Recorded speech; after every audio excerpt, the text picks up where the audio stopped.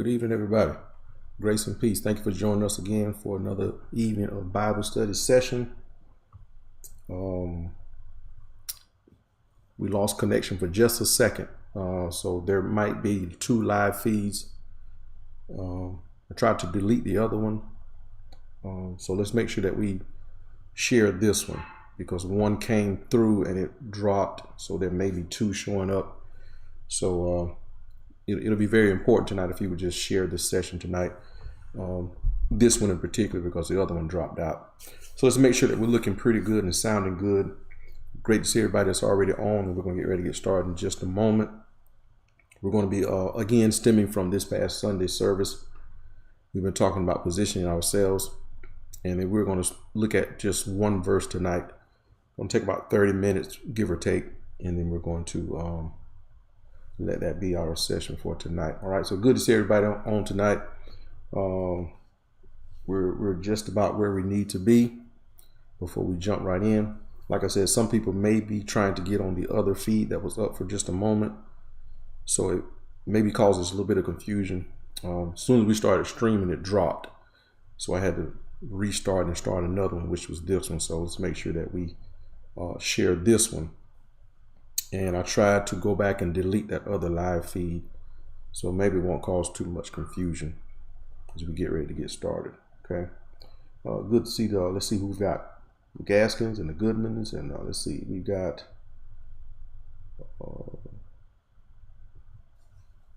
Sister. Okay, there we go. We got Sister Amber Walker, and we've got Sister Paula Johnson, Sister Gail Williams. Great to have you all on with us tonight. And we're just about ready to get started. Hope you all have been having a wonderful day. We want to end this just right with a good session tonight. I pray that you all have been blessed by the past couple of sessions and also sermons that we've been covering for the past couple of weeks. Hope that you are all getting into position. We had a wonderful time on this past Sunday. Myself personally had a great weekend of celebrating with my classmates, as I already stated on this past Sunday. Concluded it with a really good worship, praise, and word service. All right. So, good to see Sister Styles. Great to have you as well. We are almost where we need to be. Just about getting ready to get started. It's good to have Sister Marsha, Sister Betsy Johnson. Great to have you all with us tonight.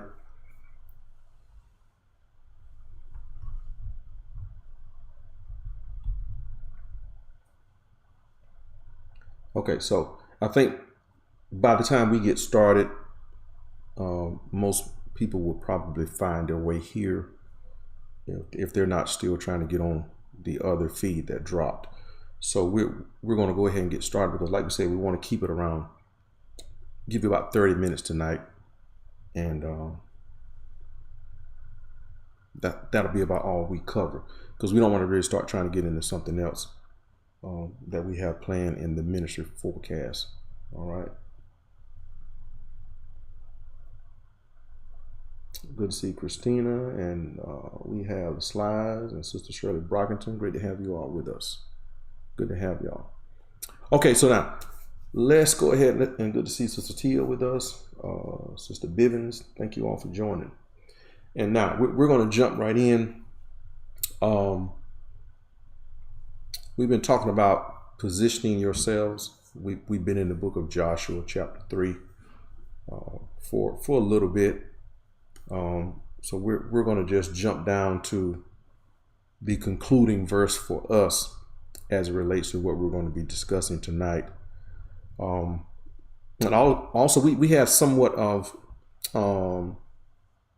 confirmation, I would say, during a conversation that we had last night as we were concluding our online studies last night with some of the online students that were taken with Elder Benton, Chaplain Benton. So there was a discussion that we were having once we were done, and just a brief in-depth discussion about biblical literacy. I would just sum it up like that, because if I had to summarize everything that we talked about, we were basically talking about the need and the importance of biblical literacy. Now, here's what I mean by that. It is not just knowing what the Bible says. Don't get me wrong, that's a major part of it, but it is also involved living that which you know. Okay, so we're not just talking about just intellectual literacy, but being able to understand, and not only understand, but internalize the scripture so much so that it governs your life. So when I use the term biblical literacy, it's just not talking about proper interpretation, but also proper living that goes with that interpretation, because I don't think you can have one without the other. If you are properly, correctly interpreting the scriptures, I believe that it should have some impact on the way that you live. So nonetheless, that was some things that we were talking about last night. And I mentioned this in passing as well as we were getting ready to go. That was one of the things that I wanted to discuss tonight as it related to Zacchaeus. When he put himself in a position to where he could see Jesus as he passed. And of course, this is what we've been talking about for the past couple of weeks, getting yourself in those places where you need to be. That's going to best suit you. In particular, we're talking about spiritually, because you can be in the right position physically, but not be in the right place spiritually or mentally. So we're talking about physical position as well as spiritual position and also mental positions. And there's a responsibility that we have when it comes to doing those things. So just like in the story of Zacchaeus in Luke chapter 19, when he was surrounded by this crowd and he was short in stature. And so he had to run ahead of the crowd, and he located this sycamore tree, which is a fig tree, and he climbed this tree in order to get a better view of Jesus as he was passing by. And as we all should be somewhat familiar with that story, as Jesus was passing by, or I should say that account, as Jesus was passing by, the Bible said that Jesus looked up, noticed Zacchaeus' effort that he put in just to see him, just for teaching purposes. And as he looked up and noticed him, there was a statement that Jesus made also that I want us to focus on tonight. And it's going to make sense once I begin to talk further about that scripture. I'm just going to put this up here really quick. Let's see. There we go. Turn that chat off. Okay, so verse 5 is actually where we want to take a closer look at.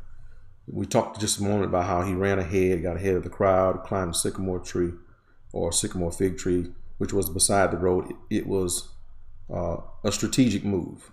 Okay, so we talked about how when we are gathering ourselves together on any given service, in any given time, we should not just leave saying that we had necessarily a good time, and then we leave with no instructions, no strategy, no game plan, if you will, as to what are those things that we need to change, what are those things that we need to do.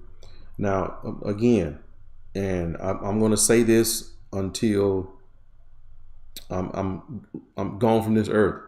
We have people who are still looking for a quick fix. I'm telling you, we have people that are still looking for a quick fix in a lot of areas, and it is very discouraging to see people who are so desperate to the point where they make themselves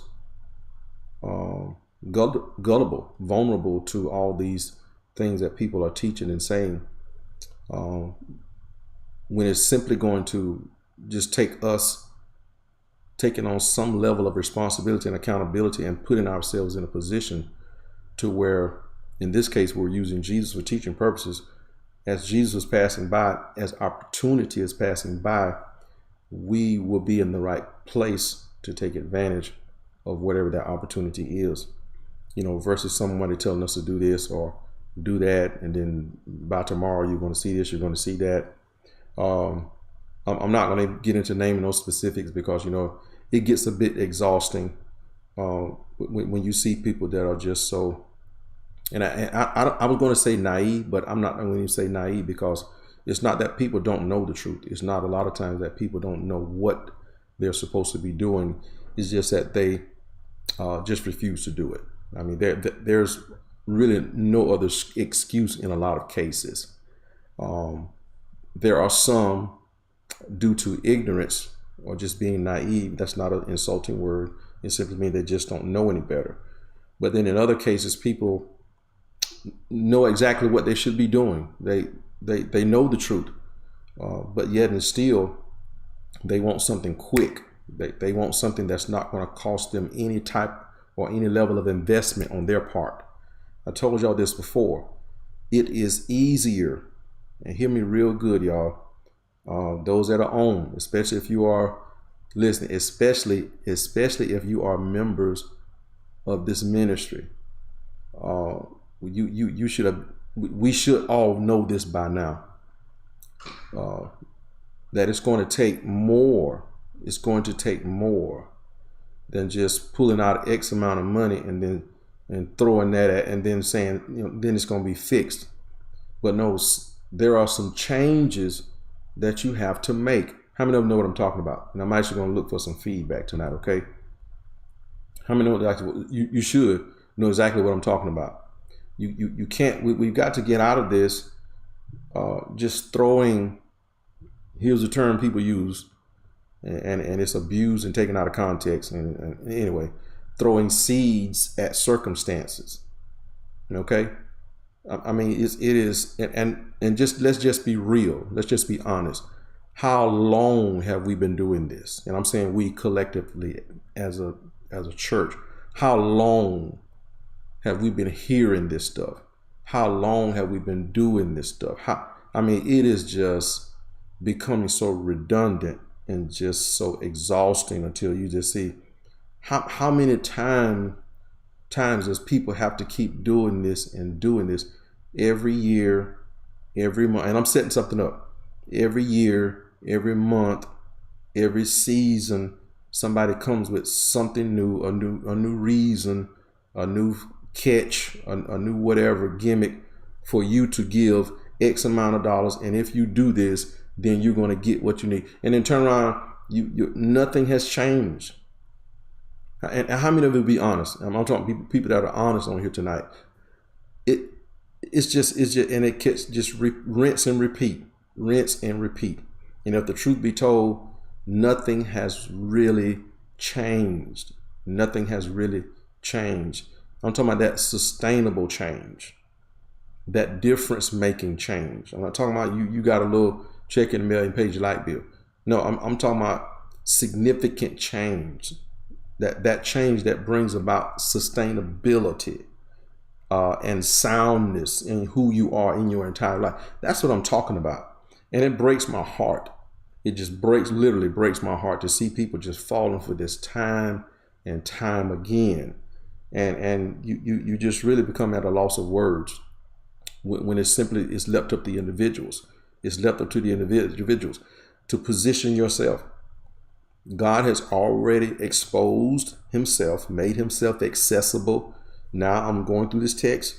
He has made himself accessible. The Bible says he's coming into the city of Jericho. That represents, now watch this. I'm giving people strategy. I'm giving people something that they need to do. But like I said, this is not for everybody, including people who are part of the ministry. They just still want to do that. And hey, there's nothing we can do about that. But I'm going to tell you what is required of us. Okay. The Bible says obedience is better than the sacrifice. We could get into that, but I won't tonight. So here we see Jesus. He is making himself available. Okay. Here he said, hey guys, here, I'm the opportunity that you need. Here's the opportunity. Now he's not going to notice in this case, he's not running people down. You never see where Jesus ran anybody down. You never see Jesus running here and running there. No, he just made himself available. He granted us access to him when the word became flesh and dwelt among us. Here is the greatest opportunity that you'll ever have and ever need in your life. Now, this opportunity, Jesus was coming to the city of Jericho, and Nicodemus did what a lot of us have to do or have to learn to do. Put yourself in a position to where you can take advantage of the opportunity that's coming your way. That's financially, that's relationship wise, that's career wise, that's spiritual wise, in every aspect, emotionally.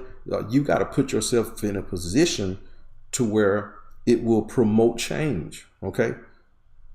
So I'm segue into this conversation we had last night before we left. So it said that he ran ahead. He was surrounded by opposition, if you will, difficulty, whatever adjective that you want to use to describe that crowd. It was in there. He ran ahead of that stuff. Okay.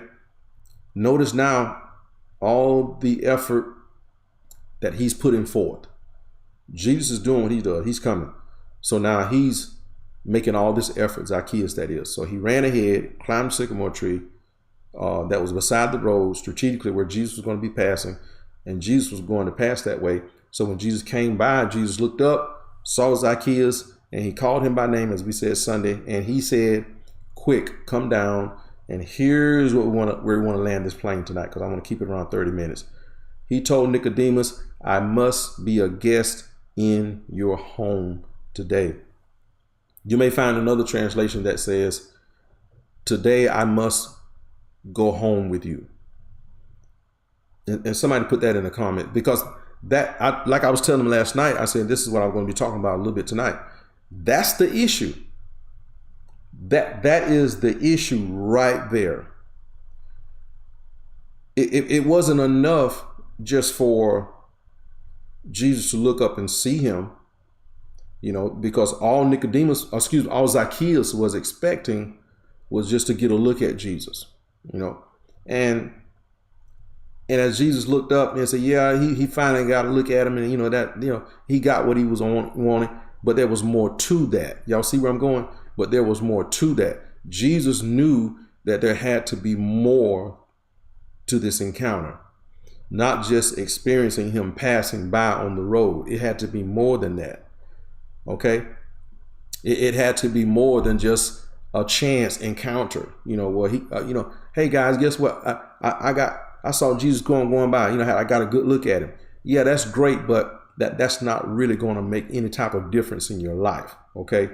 And oftentimes that seems to be the mindset of people. They don't really want that real interaction. They just want to kind of get a look at him, just kind of be in close proximity to him, just kind of to say I saw him, to say I was in the crowd, to say I was in there when he did this and I saw when he did that.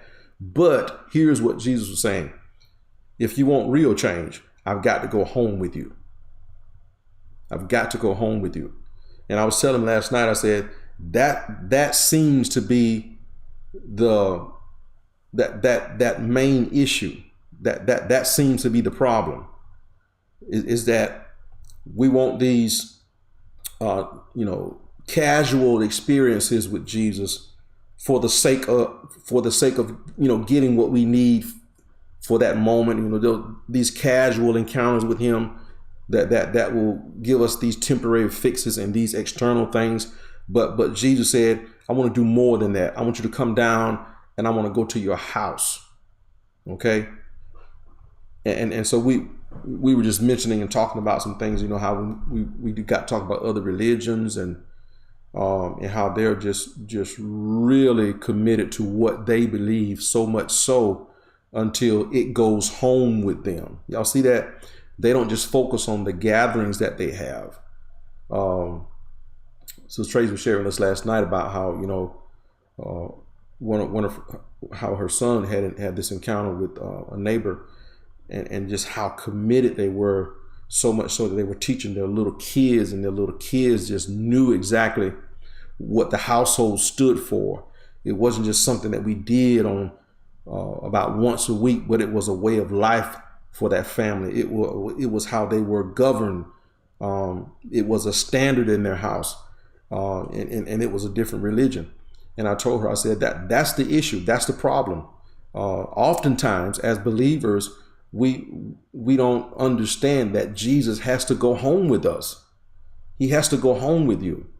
You know, there's a lot of emphasis on what we do and what we said and how we danced and how we sang on Sunday. But did he go home with you? Did he go home with you? That's the issue. You know, getting him to go home with you. In other words, I don't just read the Bible on Sunday. He goes home with me. You know, and I understand this just for teaching purposes. He lives inside of us, but for teaching purposes, it has to extend much further than what you did and what you read and what you said on Sunday. Have you had an encounter with him since Sunday? Have you prayed since Sunday? How much of an influence has he had on your life beyond the church service? You know, we did the dance and we did the praise break and we had the singing and the great time and the atmosphere was great and the people were encouraged.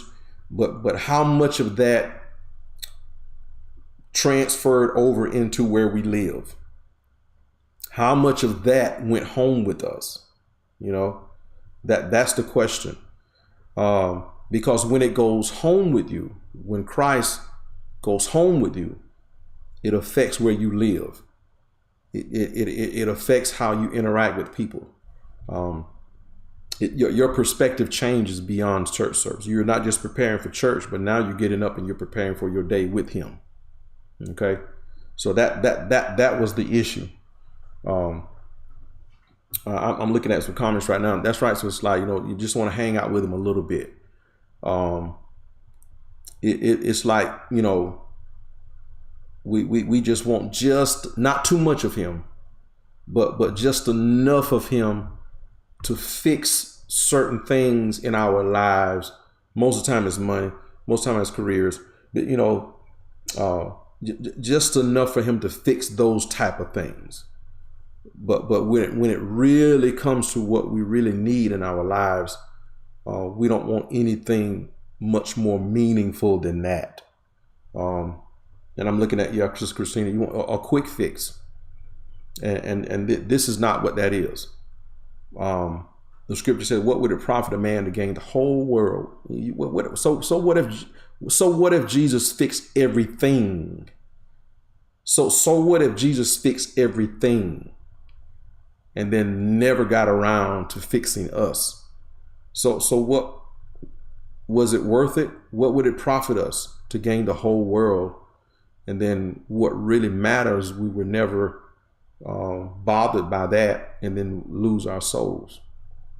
So we look at this text and we see where, as Jesus looked up, he said, "Zacchaeus, today I must be a guest in your house." Now watch this real good. Watch this, y'all. And these are the last two slides for tonight. And I'm going to set this next slide up. Notice what happened, what I'm about to show you. Notice what happens when Jesus decides to go home with Zacchaeus. Watch this now. The people were displeased. Y'all see that? And listen, we're just gleaning from the text. Okay, we're getting some lessons from this text and how it could benefit us in the times that we live in. So I'm looking at this, and for teaching purposes, we can relate this to our lives in the sense that seems that people don't have a whole lot to say when you only have just a casual encounter with him. But when Jesus decides to go home with you, you see how it initiates a little bit of hostility towards Jesus in this case. And also, look at what it says. He has gone to be the guest of a notorious sinner. They grumble. You know, why is Jesus wanting to bother with this man? You know, what type of man is this to want to go to the house of a man who's such a notorious sinner as himself, as we describe his social status on this past Sunday? So in a nutshell, what I'm simply saying is this: you can look for some conflict the moment that Jesus comes to your house. When you allow him to come, that is the beginning, okay, of a little bit of conflict, if you will. Now, we understand in the text that most of that hostility was geared toward Jesus wanting to go home with him in the first place, but the hostility towards Zacchaeus was already there. But nonetheless, it created more of a conflict when Jesus said, I want to go to your house. And so how can we relate that today? Well, the moment that you decide that you want a little bit more of an intimate walk, when you want more than that casual encounter with him, you know, that you're disregarding what the crowd says and their opinions about you and their perspectives of who you are and who they think you are and all this stuff. And you decide, you know what, Jesus coming to my house and that's all I'm worried about. That's the only thing that I'm focused on. That's the only thing that matters right now. I know how y'all think about me. I know what y'all have said about me. You know, I know the reputation that I have in this community, but I can't focus on that right now because Jesus is going home with me. That's the only thing that matters. And that's the type of folks that we've got to have, you know, in spite of whatever is not right, in spite of whatever has gone wrong, in spite of whatever that situation is that I can't change, that I can't fix. It has to take a back seat right now because what matters is that I have the opportunity for Jesus to come home with me and change some things. Because if the truth be told, y'all, watch this, the issue is not really outside of my house. That's not where the real issues are. There are a lot of opinions out there. There are a lot of self-proclaimed experts out there, and that's fine. Hey, to each his own. But where the issue really lies is in my house. And this is where I need the Lord to come and visit and dwell and be with me in my house. That's where the real issues are. That's where the real problem lies. So meanwhile, Zacchaeus stood before the Lord and said, now watch this. This is what happens. And this is on one of the podcasts that I think I encourage you all to listen to. It says, I will give half my wealth to the poor, Lord. And if I have cheated people on their taxes, I will give them back 4 times as much. Now look at what Jesus declared. He responded, salvation has come to this home today, for this man has shown himself to be a true son of Abraham. Now, do y'all see the progression here? And do y'all see the acknowledgement that came from Jesus? This is when you can really say, in this case, that salvation has come, that this individual has experienced and encountered Jesus in a real and intimate and a personal way. Salvation has come into his house. Why? Because his perspective on who he was changed. The view of who he was. Not how people saw him. Listen to me real good. He wasn't so much concerned about how people saw him. But when Jesus came to his house, you can see his view, his perspective on who he was changed. He said, I need to make certain things right with people. I know how people feel about me, but you know what? I can't change that. But there is something that I need to do for the sake of who I am now and how I see myself in light of this man that came to my house. You know, my encounter with this man, Jesus, has caused me to see things different. But there is no such animal as a believer, as a Christian or professing Christian, who doesn't have an awareness or a healthy perspective on people as well as God, for that matter. There's no such animal as a mean, arrogant Christian. There's just no such, and you can call yourself that all you want to, but we can see where Jesus responded, or another text said he declared salvation to be in this house because this man has shown himself to be a true son of Abraham. Why? Because how he saw himself change, how he saw the people, it changed. In particular, how the people he did wrong, how he saw them change, the way he saw them, that changed. So that this is what happens, y'all, when Jesus goes home with you. When you don't just, like I heard I saw somebody in the comments say, it's not just visiting with him every now and again, but it will affect your marriage. It will affect the way you parent.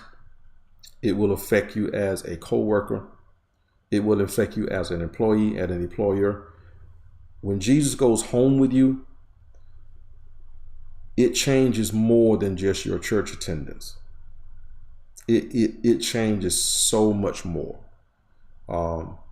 And that's the missing link. That's what we're missing a lot of times, is that we're not extending this thing where it should be. So that's kind of how that is what started our conversation on at the end of our class on this past Tuesday. Well, why is it that other religions, they are just so adamant, they're just so committed, to what they believe, and then we have Christians and followers and believers of Christ who really don't seem to know what they believe. They just fall for anything, just so casual and nonchalant about their walk with the Lord. And we just came to this conclusion last night. Could it be that he hasn't gone home with them? They go to church, but he hasn't gone home with them. He hasn't gone to the house where the changes really need to be made, and all it does, it just creates this never-ending cycle that we fall into. And as I said on one Sunday, this creates a need for deliverance every Sunday. Every Sunday, there's a need to be delivered from something that we could have avoided if we would just allow him to come home with us. Give him permission to go to your house where the issues really are. The issues are not in church. The issues has nothing to do with our services on Sundays or with any given service that we may have across this country. The issue is not just per se the service, but oftentimes it's just what we do or don't do at home, because we don't allow him to go home with us. That's the issue. I'm gonna go back for just a moment. Let's see. I just saw something on here a few minutes ago. Okay, so I'm just noticing some of the people just. That's right, Sister Brockton. The issue those are where the issues start. The issues start at home, and I'll just get a little personal, not too personal, but I'll just get a little personal for just a moment. That's right, Brother Greg. He's the foundation, this is why it is my main objective is to preach and teach where people live.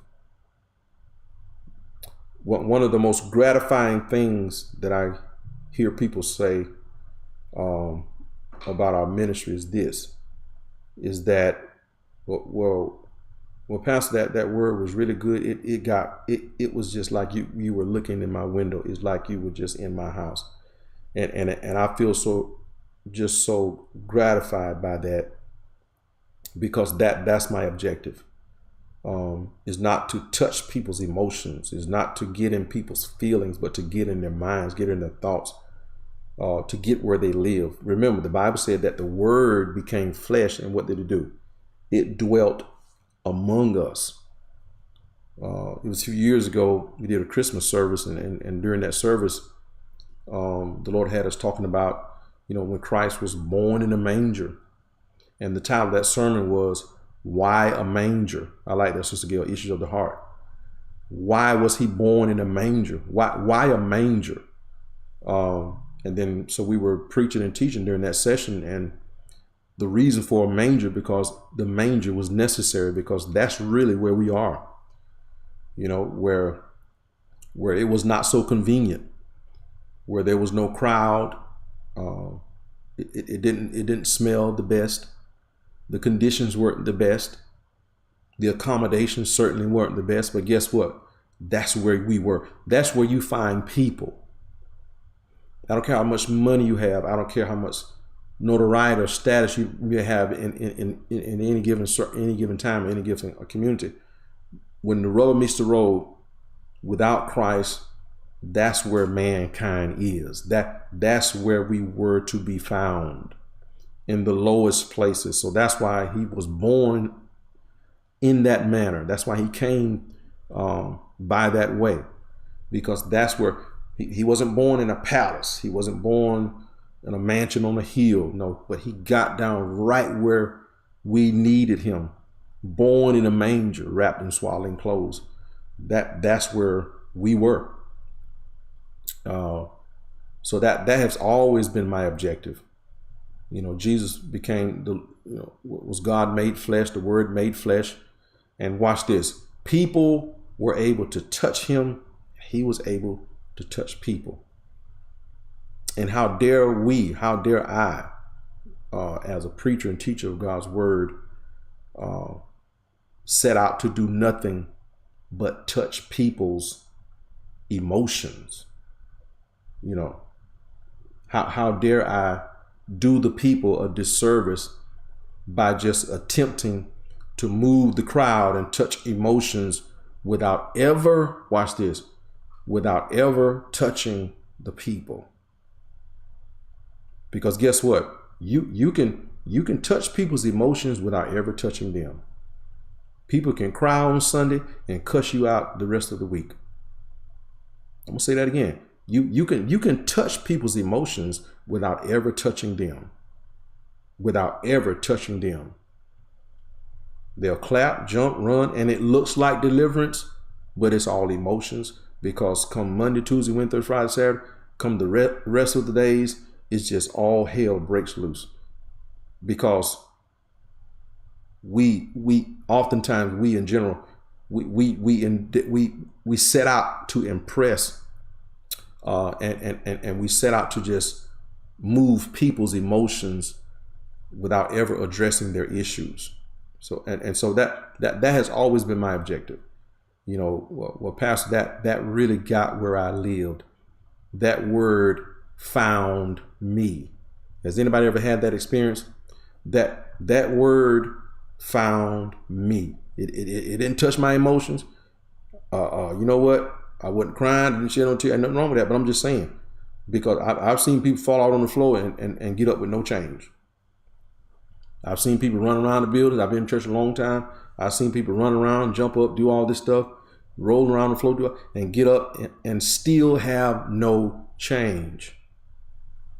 And I said, Lord, I want to be the type of man. I want to be a part of the type of ministry that touches people to where it's so impactful that it goes home with them. That you hear it, that you see it. When I interact with my wife, I see it, I hear it. When I'm parenting my daughter, I see it and I hear it. It affects how I interact with them. When I'm going about my day to day, as I'm carrying myself as a husband, representing my family, I see it and I hear it, and it influences me for the good. That's what we set out to do.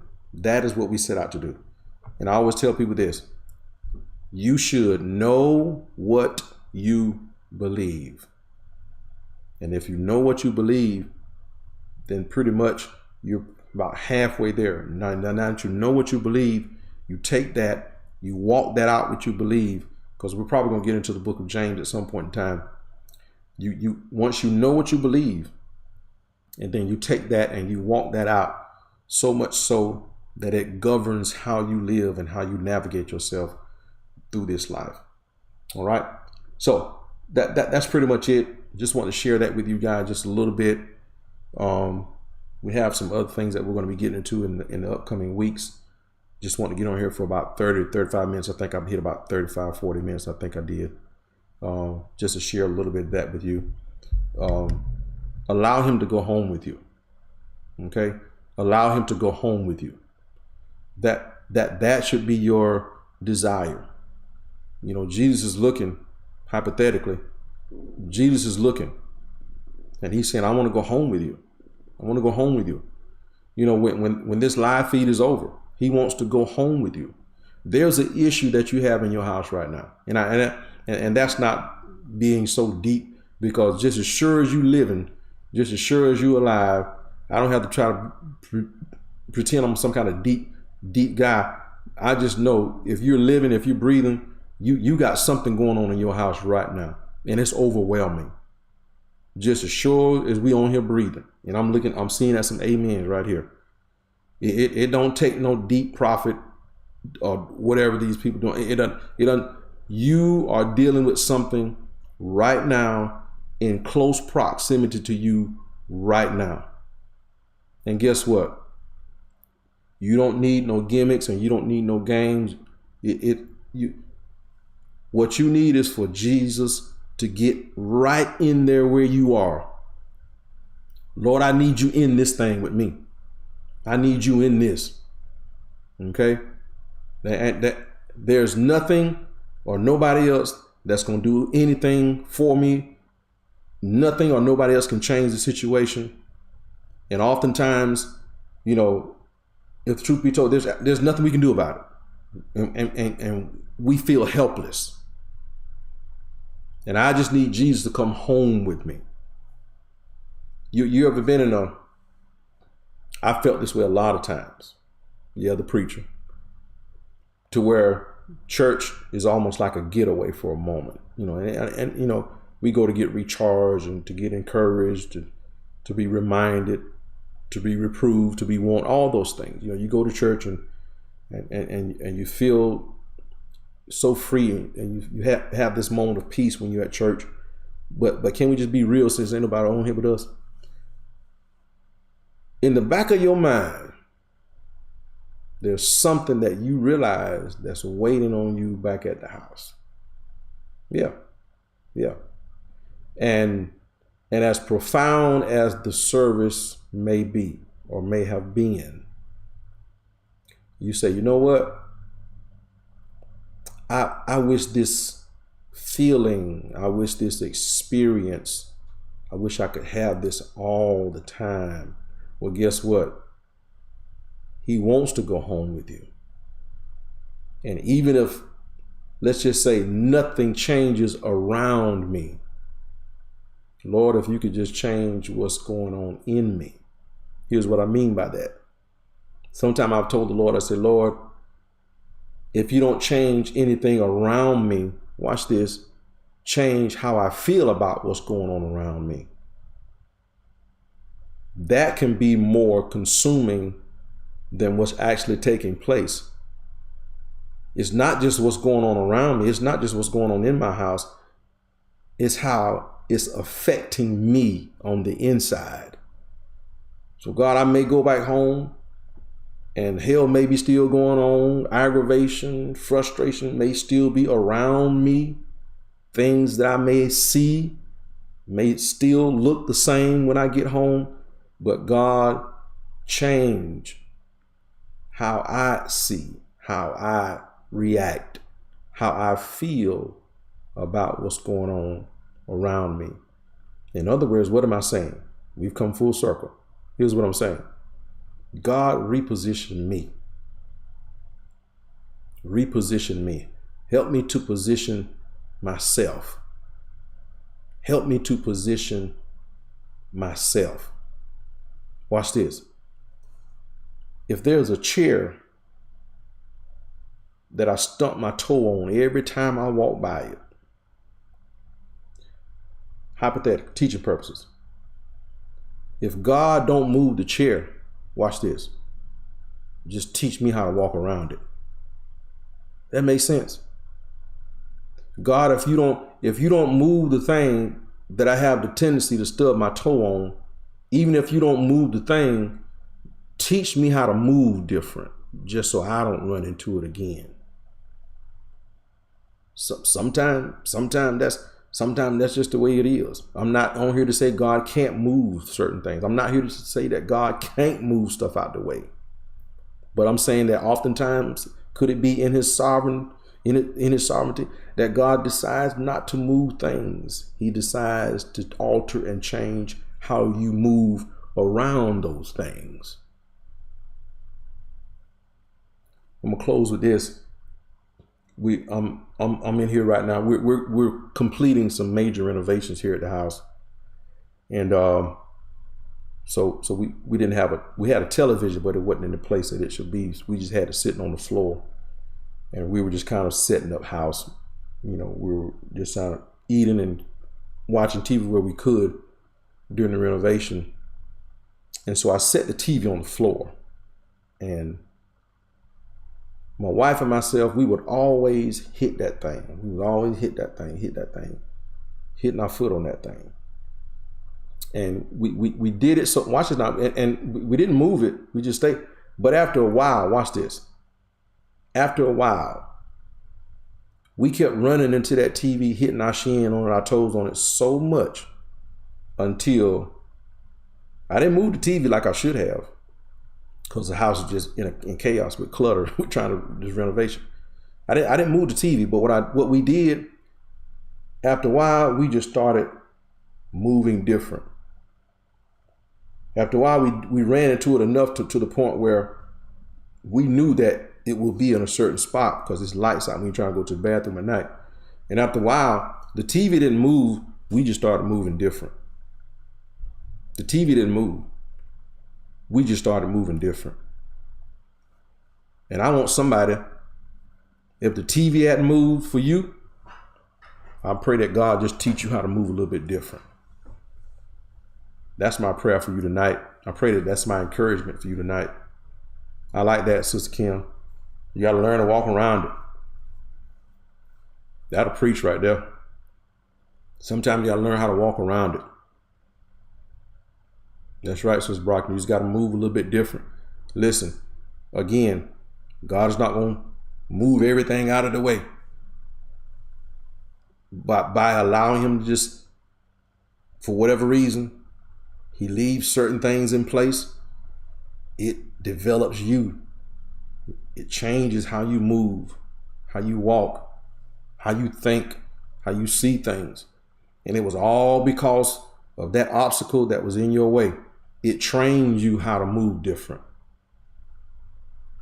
So now, watch this. So now he come and now that the lessons have been learned, now that the development has been made in how you move, now he can come and he can move the TV. Now he can move wherever it is that you were stubbing your toe on, because now you're doing exactly what he was trying to get you to do all along, which was reposition yourself and move just a little bit different. That's all.